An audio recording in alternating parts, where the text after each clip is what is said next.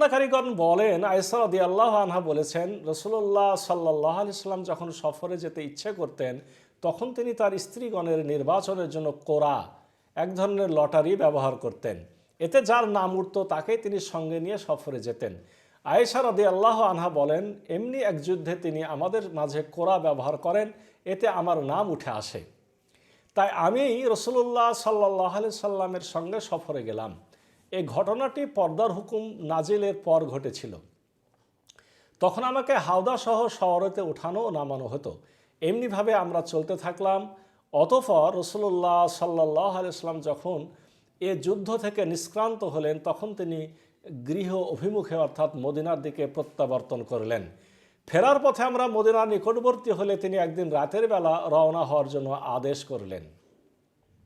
রওনা হওয়ার ঘোষণা দেওয়া হলে আমি উঠলাম এবং প্রকৃতির ডাকে সাড়া দেওয়ার জন্য পায়ে হেঁটে সেনা ছাউনি পেরিয়ে সামনে গেলাম।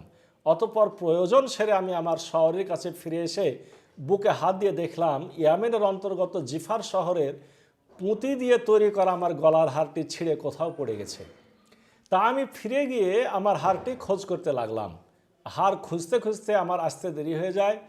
আয়েশা রাদিয়াল্লাহু আনহা বলেন, যে সমস্ত লোক উটের পিঠে আমাকে উঠিয়ে দিতেন তারা এসে আমার হাওদা উঠিয়ে তা উটের পিঠে তুলে দিলেন, যার উপরে আমি আরোহণ করতাম। তারা ভেবেছিলেন আমি ওর মধ্যেই আছি, কারণ খাদ্য অভাবে মহিলারা তখন খুবই হালকা হয়ে গিয়েছিল এবং তাদের দেহ গোস্তবহুল ছিল না।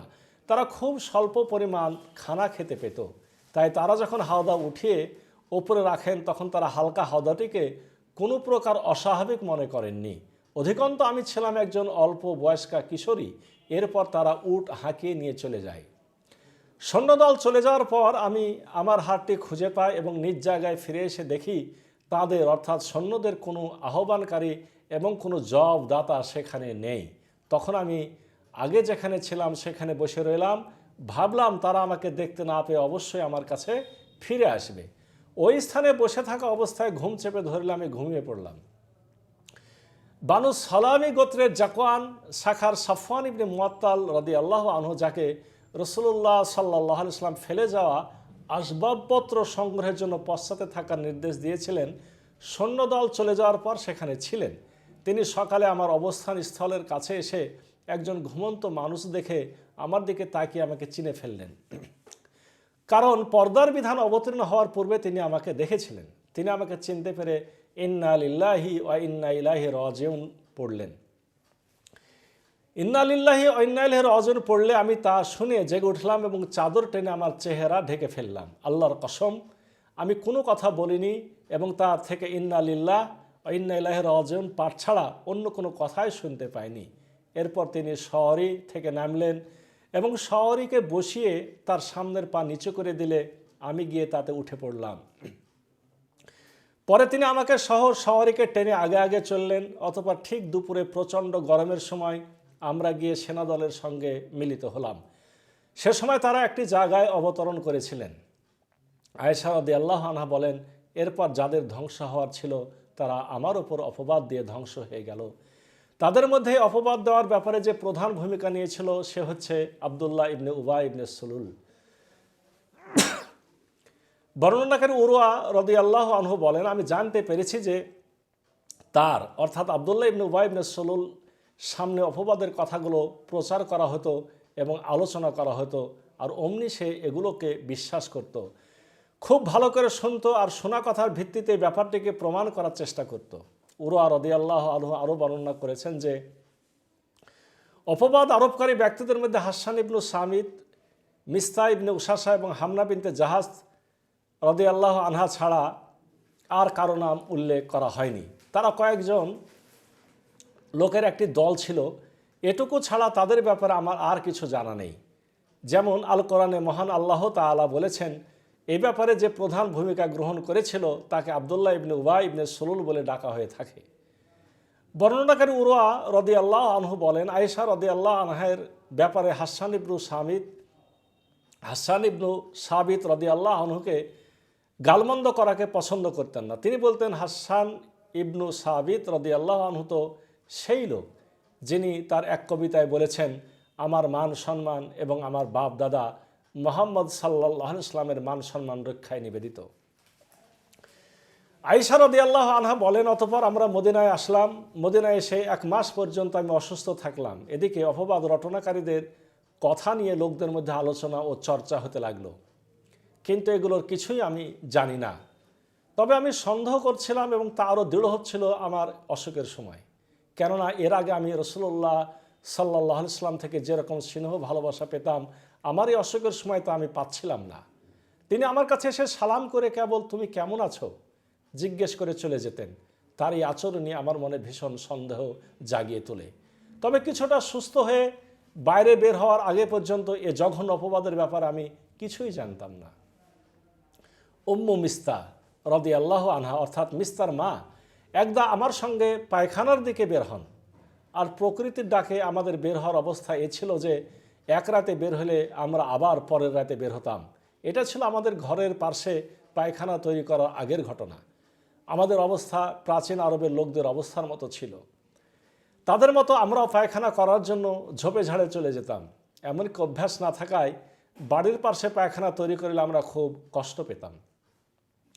আয়েশা রাদিয়াল্লাহু আনহা বলেন, একদা আমি উম্মু মিস্তা, যিনি ছিলেন আবু রুহুম ইবনু মুত্তালিব ইবনু আব্দে মুনাফের কন্যা, যার মা শাখার ইবনু আমিরের কন্যা ও আবু বকর সিদ্দিকের খালা, এবং মিস্তা ইবনু শাসা ইবনু আব্বাদ ইবনে মুত্তালিব যার পুত্র, একত্রে বের হলাম।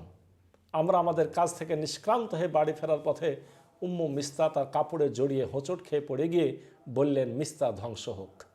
আমি তাকে বললাম, আপনি খুব খারাপ কথা বলছেন। আপনি কি বদর যুদ্ধে যোগদানকারী ব্যক্তিকে গালি দিচ্ছেন? তিনি আমাকে বললেন, ওগো অবলা, সে তো তোমার সম্বন্ধে কি কথা বলে বেড়াচ্ছে, তুমি তা শুনোনি। আয়েশা রাদিয়াল্লাহু আনহা বলেন, আমি তাকে জিজ্ঞেস করলাম সে আমার সম্পর্কে কি বলছে। তখন তিনি অপবাদ রটনাকারীদের কথাবার্তা সম্পর্কে আমাকে জানালেন। আয়েশা রাদিয়াল্লাহু আনহা বর্ণনা করেন, এরপর আমার পুরানো রোগ আরও বেড়ে গেল। আমি প্রকৃতির দাবি পূরণ করে বাড়ি ফেরার পর রাসূলুল্লাহ সাল্লাল্লাহু আলাইহি ওয়াসাল্লাম আমার কাছে আসলেন এবং সালাম দিয়ে জিজ্ঞেস করলেন, তুমি কেমন আছো? আয়েশা রাদিয়াল্লাহু আনহা বলেন, আমি আমার পিতামাতার কাছে গিয়ে বিষয়টি সম্পর্কে সঠিক খবর জানতে চাচ্ছিলাম। তাই আমি রাসূলুল্লাহ সাল্লাল্লাহু আলাইহি ওয়াসাল্লামকে বললাম, আপনি কি আমাকে আমার পিতামাতার কাছে যাওয়ার জন্য অনুমতি দেবেন? আয়েশা রাদিয়াল্লাহু আনহা বলেন, রাসূলুল্লাহ সাল্লাল্লাহু আলাইহি ওয়াসাল্লাম আমাকে অনুমতি দিলেন। তখন বাবার বাড়ি গিয়ে আমি আমার আম্মাকে বললাম, আম্মা জান, লোকজন কি আলোচনা করছে? তিনি বললেন, বেটি, এই ব্যাপারটিকে হালকা করে ফেলো। আল্লাহর কসম, সতীর আছে এমন স্বামীর সোহাগ লাভে ধন্য সুন্দরী রমণীকে তার সতীনরা বদনাম করবে না, এমন খুব কমই হয়। আয়েশা রাদিয়াল্লাহু আনহা বলেন, আমি আশ্চর্য হয়ে বললাম, সুবহান আল্লাহ, লোকজন কি এমন গুজবই রটিয়েছে? আয়েশা রাদিয়াল্লাহু আনহা বর্ণনা করেন, সারা রাত আমি কাঁদলাম। কাঁদতে কাঁদতে সকাল হয়ে গেল। এর মধ্যে আমার চোখের পানিও বন্ধ হলো না এবং আমি ঘুমাতেও পারলাম না। এরপর ভোরবেলা আমি কাঁদছিলাম।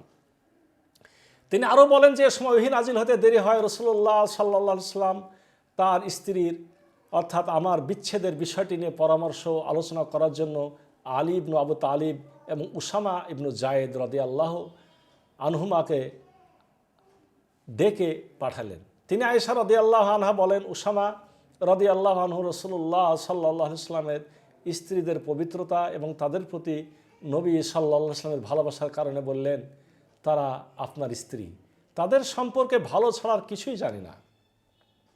আর আলী রাদিয়াল্লাহু আনহু বললেন, হে আল্লাহ রসুল, আল্লাহ তো আপনার জন্য সংকীর্ণতা রাখেননি। তিনি ছাড়া আরও বহু মহিলা আছে। অবশ্য আপনি এ ব্যাপারে দাসী বারিরা রাদিয়াল্লাহু আনহাকে জিজ্ঞেস করুন, সে আপনার কাছে সত্য কথাই বলবে। আয়েশা রাদিয়াল্লাহু আনহা বলেন, তখন রাসূলুল্লাহ সাল্লাল্লাহু আলাইহি ওয়াসাল্লাম বারিরা রাদিয়াল্লাহু আনহাকে ডেকে বললেন, হে বারিরা, তুমি তার মধ্যে কোনো সন্দেহপূর্ণ আচরণ দেখেছ কি? বারিরা রাদিয়াল্লাহু আনহা তাকে বললেন, সে আল্লাহর শপথ, যিনি আপনাকে সত্য বিধান সহ পাঠিয়েছেন, আমি তার মধ্যে কখনো এমন কিছু দেখিনি যার মাধ্যমে তাকে দোষী বলা যায়। তবে তার সম্পর্কে কেবল এতটুকু বলা যায়, তিনি হলেন অল্প বয়স্কা কিশোরী, রুটি তৈরি করার জন্য আটা খামির করে ঘুমিয়ে পড়েন আর বকরি এসে অমনি তা খেয়ে ফেলে। তিনি আয়েশা রাদিয়াল্লাহু আনহা বলেন, সেদিন রাসূলুল্লাহ সাল্লাল্লাহু আলাইহি ওয়াসাল্লাম সঙ্গে সঙ্গে উঠে গিয়ে মেম্বরে বসে আব্দুল্লাহ ইবনে উবাইয়ের ক্ষতি থেকে রক্ষার আহ্বান জানিয়ে বললেন, হে মুসলিম সম্প্রদায়, যে আমার স্ত্রীর ব্যাপারে অপবাদ রটিয়ে আমাকে কষ্ট দিয়েছে, তার এই অপবাদ থেকে আমাকে কে মুক্ত করবে? আল্লাহর কসম, আমি আমার স্ত্রীর সম্পর্কে ভালো ছাড়ার কিছুই জানি না। আর তারা এক ব্যক্তির সাফওয়ান ইবনে মুআত্তালের নাম উল্লেখ করেছে, যার ব্যাপার আমি ভালো ছাড়া কিছু জানি না, সে তো আমার সঙ্গে আমার ঘরে যায়। আয়েশা রাদিয়াল্লাহু আনহা বলেন, বনি আব্দুল আসাল গোত্রের সাদ ইবনে মুআজ রাদিয়াল্লাহু আনহু উঠে বললেন, হে আল্লাহর রাসূল, আমি আপনাকে এই অপবাদ থেকে মুক্তি দেব। সে যদি আওস গোত্রের লোক হয় তাহলে তার শিরচ্ছেদ করব, আর যদি সে আমাদের ভাই খাজরাজের লোক হয় তাহলে তার ব্যাপারে আপনি যা বলবেন তাই করব। আয়েশা রাদিয়াল্লাহু আনহা বলেন, এ সময় হাসান ইবনু সাবিত এর মায়ের চাচাতো ভাই খাজরাজ গোত্রের নেতা সাঈদ ইবনু উবাদা রাদিয়াল্লাহু আনহু দাঁড়িয়ে একথার প্রতিবাদ করলেন। আয়েশা রাদিয়াল্লাহু আনহা বলেন, এই ঘটনা আগে তিনি একজন সৎ ও নেককার লোক ছিলেন। গোত্রীয় অহংকার উত্তেজিত হয়ে তিনি সাদ ইবনে মুআজ রাদিয়াল্লাহু আনহুকে বললেন, তুমি মিথ্যা কথা বলছো, আল্লাহর কসম তুমি তাকে হত্যা করতে পারবে না এবং তাকে হত্যা করার ক্ষমতাও তোমার নেই। সে তোমার গোত্রের লোক হলে তুমি তার নিহত হওয়া কখনো পছন্দ করতে না। তখন সাদ ইবনে মুআজ রাদিয়াল্লাহু আনহুর চাচাতো ভাই উসাইদ ইবনে হুজাইর রাদিয়াল্লাহু আনহু সাদ ইবনে উবাদা রাদিয়াল্লাহু আনহুকে বললেন, বরং তুমিই মিথ্যা বলছো, আল্লাহর কসম আমরা অবশ্যই তাকে হত্যা করব, তুমি হলে মুনাফিক, তাই মুনাফিকদের পক্ষ থেকে বা মুনাফিকদের পক্ষ নিয়েই তুমি কথাবার্তা বলছো। তিনি আয়েশা রাদিয়াল্লাহু আনহা বলেন, এ সময় আওস ও খাজরাজ উভয় গোত্র খুব উত্তেজিত হয়ে যায়, এমনকি তারা যুদ্ধের সংকল্প করে বসে। এ সময় রাসূলুল্লাহ সাল্লাল্লাহু আলাইহি ওয়াসাল্লাম মেম্বারে দাঁড়িয়েছিলেন। আয়েশা রাদিয়াল্লাহু আনহা বলেন, রাসূলুল্লাহ সাল্লাল্লাহু আলাইহি ওয়াসাল্লাম তাদের শান্ত করলেন এবং নিজেও চুপ হয়ে গেলেন। আয়েশা রাদিয়াল্লাহু আনহা বলেন, আমি সেদিন সারাক্ষণ কেঁদে কাটালাম, চোখের ধারা আমার বন্ধ হয়নি এবং একটুও ঘুম হয়নি। তিনি বলেন, আমি কান্না করছিলাম আর আমার পিতামাতা আমার পাশে বসা ছিলেন। এমনিভাবে একদিন 2 রাত কেঁদে কেঁদে কাটিয়ে দিলাম। এর মধ্যে আমার একটুও ঘুম হয়নি, বরং অনবরত আমার চোখ দিয়ে অশ্রু ঝরতে থাকে। মনে হচ্ছিল যেন কান্নার কারণে আমার কলিজা ফেটে যাবে। আমি ক্রন্দনরত ছিলাম আর আমার আব্বা আম্মা আমার পাশে বসা ছিলেন। এমন সময় একজন আনসারী মহিলা আমার কাছে আসার অনুমতি চাইলে আমি তাকে আসার অনুমতি দিলাম। সে এসে বসলো এবং আমার সঙ্গে সেও কাঁদতে আরম্ভ করলো। তিনি আয়েশা রাদিয়াল্লাহু আনহা বলেন, আমরা কান্না করছিলাম, এমন মুহূর্তে রাসূলুল্লাহ সাল্লাল্লাহু আলাইহি ওয়াসাল্লাম আমাদের কাছে এসে সালাম করলেন এবং আমাদের পাশে বসে গেলেন। আয়েশা রাদিয়াল্লাহু আনহা বলেন, অপবাদ রটনার পর আমার পাশে সেভাবে তিনি আর বসেননি। এদিকে রাসূলুল্লাহ সাল্লাল্লাহু আলাইহি ওয়াসাল্লাম 1 মাস অপেক্ষা করার পরও আমার ব্যাপারে তার কাছে কোনো ওহী আসেনি। আয়েশা রাদিয়াল্লাহু আনহা বলেন, বসার পর রাসূলুল্লাহ সাল্লাল্লাহু আলাইহি ওয়াসাল্লাম কালিমা শাহাদাত পড়লেন। এরপর বললেন, আয়েশা, তোমার ব্যাপারে আমার কাছে অনেক কথাই পৌঁছেছে। যদি তুমি এর থেকে পবিত্র হও তাহলে শীঘ্রই আল্লাহ তোমাকে এই অপবাদ থেকে মুক্ত করবেন। আর যদি তুমি কোনো গুনাহ করে থাকো তাহলে আল্লাহর কাছে ক্ষমা প্রার্থনা করো এবং তওবা করো, কেননা বান্দা গুনাহ স্বীকার করে তওবা করলে আল্লাহ তাআলা তওবা কবুল করেন। তিনি আয়েশা রাদিয়াল্লাহু আনহা বলেন, রাসূলুল্লাহ সাল্লাল্লাহু আলাইহি সাল্লাম তার কথা শেষ করলে আমার অশ্রুধারা বন্ধ হয়ে যায়, এক ফোঁটাও অশ্রু আমি আর বের করতে পারলাম না। তখন আমি আমার আব্বাকে বললাম, রাসূলুল্লাহ সাল্লাল্লাহু আলাইহি সাল্লাম যা বলছেন আমার হয়ে তার জবাব দিন। আমার আব্বা বললেন, আল্লাহর কসম রাসূলুল্লাহ সাল্লাল্লাহু আলাইহি সাল্লামকে কি জবাব দেব তা আমি জানি না। তখন আমি আমার আম্মাকে বললাম, রাসূলুল্লাহ সাল্লাল্লাহু আলাইহি সাল্লাম যা বলছেন আপনি তার উত্তর দিন। আম্মা বললেন, আল্লাহর কসম রাসূলুল্লাহ সাল্লাল্লাহু আলাইহি সাল্লামকে কি উত্তর দেব তা আমি জানি না। তখন আমি অল্প বয়স্কা কিশোরী, কোরআনও বেশি পড়তে পারতাম না। তথাপিও এই অবস্থা দেখে আমি নিজেই বললাম, আমি জানি আপনারা এই অপবাদের ঘটনা শুনেছেন, আপনারা তা বিশ্বাস করেছেন এবং বিষয়টি আপনাদের মনে দৃঢ়মূল হয়ে আছে। এখন যদি আমি বলি যে এর থেকে আমি পবিত্র, তাহলে আপনারা আমাকে বিশ্বাস করবেন না। আর যদি আমি এই অপরাধের কথা স্বীকার করে নিই, যা সম্পর্কে আল্লাহ জানেন যে আমি এর থেকে পবিত্র, তাহলে আপনারা তা বিশ্বাস করবেন। আল্লাহর কসম, আমিও আপনারা যে বিপাকে পড়েছি এর জন্য ইউসুফ আলাইহিস সালামের পিতার কথা ছাড়া আমি কোনো দৃষ্টান্ত খুঁজে পাচ্ছি না। তিনি বলেছিলেন, কাজেই পূর্ণ ধৈর্যই শ্রেয়, তোমরা যা বলছো এই ব্যাপারে আল্লাহ একমাত্র আমার আশ্রয়স্থল। অতঃপর আমি মুখ ঘুরিয়ে আমার বিছানায় গিয়ে শুয়ে পড়লাম। আল্লাহ তাআলা জানেন যে সে মুহূর্তে আমি পবিত্র, অবশ্যই আল্লাহ আমার পবিত্রতা প্রকাশ করে দেবেন। তবে আল্লাহর কসম, আমি কখনো ভাবিনি যে আমার সম্পর্কে আল্লাহ ওহী অবতীর্ণ করবেন যা পাঠ করা হবে।